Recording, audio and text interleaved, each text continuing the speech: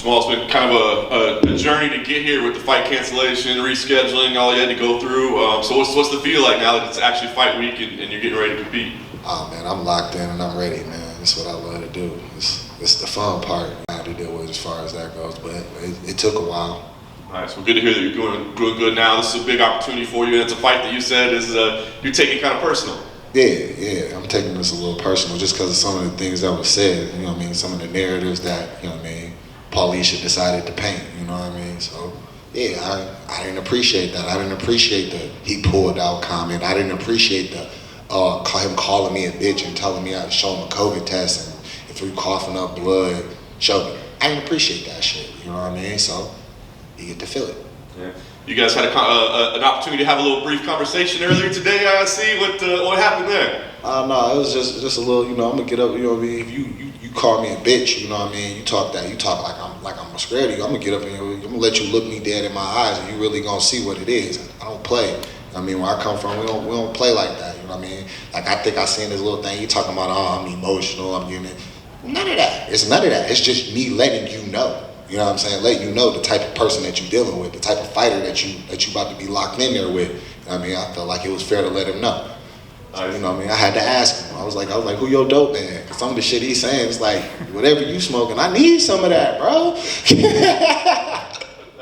So you saw, I mean, he came in here earlier and he said, look, he thinks you're wasting your energy. You know, you're gonna be too emotional. You're gonna be too invested in this. I mean, is there a danger of that? I mean, you said you're taking it personal. Is there a danger of, you know, kind of managing things? Nah, bro. Me taking it personal just mean I'm gonna be sharper than make sure I'm sharp. You know what I mean? I make it. That's what I expect from myself. The emotion don't take nothing from nothing that I do. I just really, outside of the fact that I don't like him, it's no different than any other fight. That's all it is. I just don't like him. Nice. Last thing for me, just another fight, but does it feel like a big moment? I mean, this is a big stage. Obviously, the crowds are back, but you know, your career has gone so well so far. Does this feel like a moment where you might be able to kind of break out a little bit? Yeah, it's a possibility, but for me, like I said, I take all my fights the same. I put in the same work. I'm not doing nothing extra different for whoever I'm fighting or none of that. I just do the work. We put in hella work. He can't outwork me because if he outworked me, he'd probably die. Oh, yeah, Jamal, you alluded to, do you think some of these people think that this is a game that, like someone like yourself, you're about that life? Nah, man, for sure. Like, you know what I mean? Certain things, like especially like certain things like that. I feel like he opened the gate for a lot of the things like his fans said. You know what I mean? And that led into like a couple of them. One of them called me a porch monkey. You know what I mean? They been calling me all types of crazy shit. You know what I mean? Just all this and that, and then they want to drop their flag. That's why I put what I put on Twitter. You know what I mean? Like, it is what it is, bro. I'm from that way, bro. I don't play like that, bro. Well, what do you think when he says he's gonna take you into deep waters, and because he thinks you're overconfident since you had to taste the defeats, that he's gonna be the one that takes you MMA deep waters?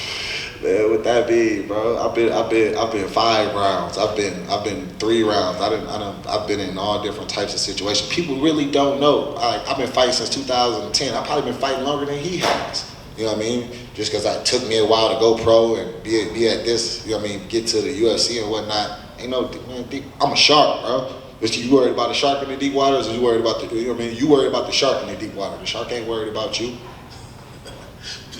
Whenever y'all have to lock in for the face up and all that stuff, like, well, sometimes it's for show. Is it going to be? You better mind his P's and Q's to the T. So, are you gonna go Jeremy Stevens on him? He better mind his P's and Q's to the T. Period. That's how I go. He take that however he want it. He can play with it if he want to. And realize, we'll see how much of a game it really is. Cause it ain't. How much is Saturday about winning or getting the finish and send that statement, or at the end of the day, it's just about getting your hand raised, regardless if you do it spectacularly or not. Man, no matter what, being locked in there with me is gonna be brutal. Period. I'm gonna touch you. I'm gonna hit you. It's gonna hurt. You know what I mean? So whether he gives out from that hurt or if he weathered through it, he's not going in there the way he left. Period. And final question for me, what advantages do you have over him, and how big a deal is to use him as a stepping stone in your MMA journey to get to where you want to go to get that title shot? Every advantage. I'm better. Period. No matter where it go, no matter however the fight take place, I'm better. Period. Just all around. Yeah. You talk about he don't want to be a gatekeeper. You been that. Like, come on, bro. Stop. this is your first pay-per-view with fans in attendance. I think it's your first fight in the UFC with fans since your debut. Do you think that plays into the advantage of your fight style going into this heated fight against Paul? Not really. I think it's just more energy in the building. You know, some of my family actually lives down here. They would get to be there, so you know, I like that. I like having the energy. I like having fun. I like people to have fun. I like the show and everything.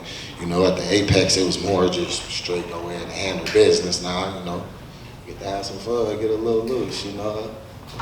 You know, when he was talking about your skills outside of the beef, outside of the octagon, he says you're still very green. You have a lot to learn in terms of fighting. So when you're looking at his skill set, he's had a lot of fights in the UFC. He's fought a lot of veterans. Do you think the blueprint is out there on how to beat Paul Craig?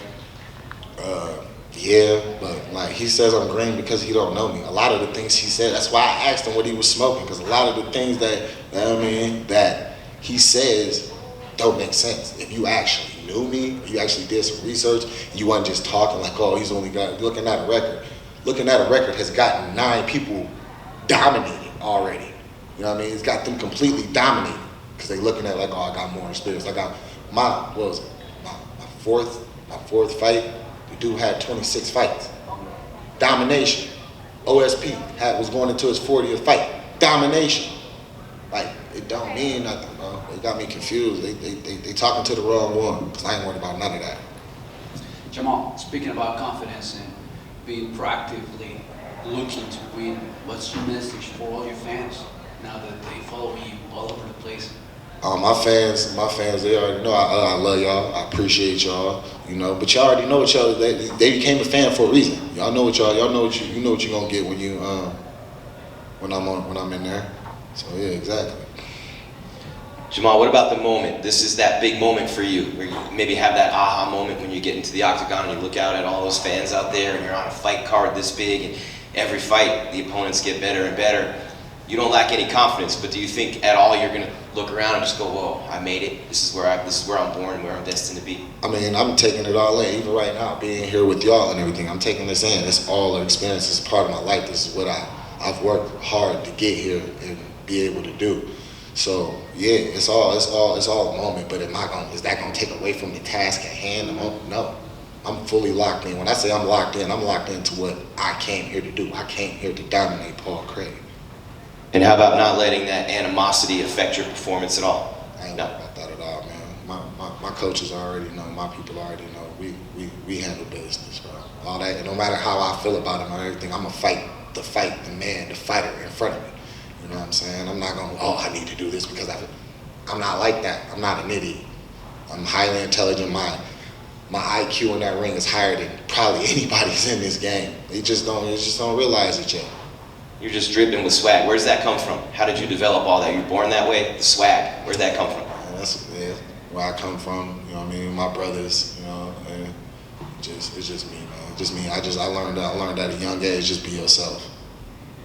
Thanks, man.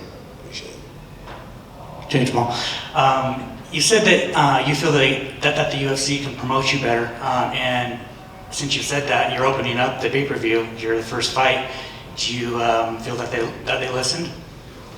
I mean, I'm opening up. They're giving me the opportunities. They're giving me the opportunities and the spots. But as far as like push on my name, like on social media and things like that, no, I don't feel it. But it is what it is. They're gonna promote who they want to promote. All I'm gonna do is just keep sitting here controlling things I can control, and that's keep dominating people. And finally, people are saying, you know, this is a striker versus grappler match, but you said that, I mean, you have jiu-jitsu, and if Paul wants to go down there, you're down to do it. Take a look back there. Take a look back there. You see that guy right there? I do. You see that other guy right there? I do. Bro, I've been with them since I was 18. I just turned 30, all right? That man right there, them two men right there, most of the dudes that do jiu-jitsu in this game, they would dominate them. And I've been rolling with them since I was a kid. You know, I'm not worried, bro. These fights take place where I want them to. How many times have you seen a great striker and he can't avoid the grappling exchange? That's because he's only a striker. These fights go where I want them to go. People talk about the Stosic fight. My hand was broken in that fight. I literally, you can see my hand don't even, you know what I mean? My hand was broken in that fight. So, using my IQ, certain takedowns that he got, let him have it. Let him have it, get back up. what did I do every time? You know what I mean? This chess. It's not checkers. You know, and I play chess very well. I've actually been playing since I was like 5. Thank you. Man, you've been talking a lot about this fight, all the confidence, stuff like that. What round do you see this going? How do you visualize it in your mind? I don't really make predictions like that, but I don't think my man's can take the shots that he gonna have to eat. So it'd be done in 1 or 2. You know, he like I said, man, I'm not here to play no games, man. He like to do a lot of laughing. They like to do a lot of playing. My message is, look, man, play with your wife, play with your kids, hell, play with your toes. Don't play with me. Thanks, man.